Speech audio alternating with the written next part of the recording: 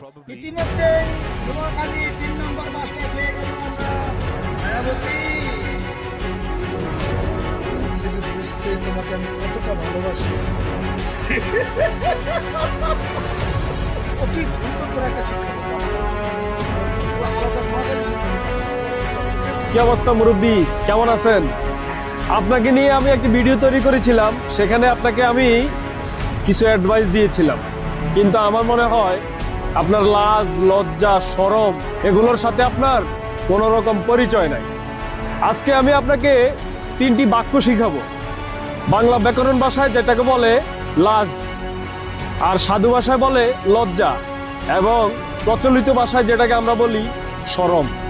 বুঝতে পারছেন মুরব্বী? আপনার একটা বাচ্চা ছেলে, তাকে দিয়ে আমি আপনাকে একটা উদাহরণ দেখিয়েছিলাম যে আপনি অনলাইনে এসে ব্যাড ল্যাঙ্গুয়েজ ইউজ করেন না, বাজে মন্তব্য করেন না।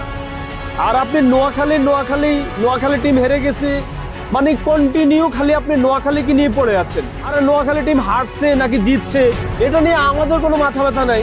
মানে আপনাদের এত মাথা ব্যথা কেন? আমি সবার কথা বলবো না, আজকে আমি আপনাকে আরো কিছু টিপস দেব। আমি খবর পেয়েছিলাম যে আপনি নাকি প্রাইমারি লেভেল পর্যন্ত কমপ্লিট করেন নাই, যার কারণে কুমিল্লাতে আরো অনেক কন্টেন্ট ক্রিয়েটর আছে, কিন্তু আপনার মতো এরকম কন্টেন্ট কেউই মেক করে না, এইরকম গালাগাল দিয়ে ভিডিও কেউ তৈরি করে না। বুঝতে পারছেন মুরব্বী? আপনি গত কয়েকদিন আগে আমাদের ফেনীর আমাদের জাকির ভাই তাকে চ্যালেঞ্জ করছিলেন এবং তাকে বলছিলেন যে তার যে প্লেস, সে যেই লোকেশনে থাকে ওইখানে গিয়ে নাকি তাকে আপনি উঠে নিয়ে আসবেন।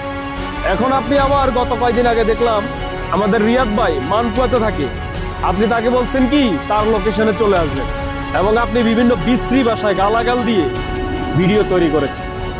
মুরব্বী, আপনি কি জানেন মানুষের গড় আয়ু 65 ইয়ার্স, মানে 65 বছর। তার উপরে যদি কেউ বেঁচে থাকে সেটা হচ্ছে মানে ভাগ্যের বিষয়।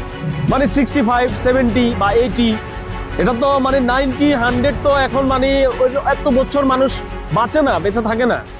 আপনি যদি সঠিক সময় বিয়ে করতেন না, আপনি যাদেরকে নিয়ে এখন ট্রল করতেছেন এইরকম কয়েক ডজন ছেলে পেলে আপনার থাকতো মুরব্বী। আমি আপনাকে আজকে অ্যাডভাইস দিচ্ছি, লাজ লজ্জা শরম এই 3টা বিষয় নিয়ে আপনি রিসার্চ করবেন, তাহলে বুঝতে পারবেন।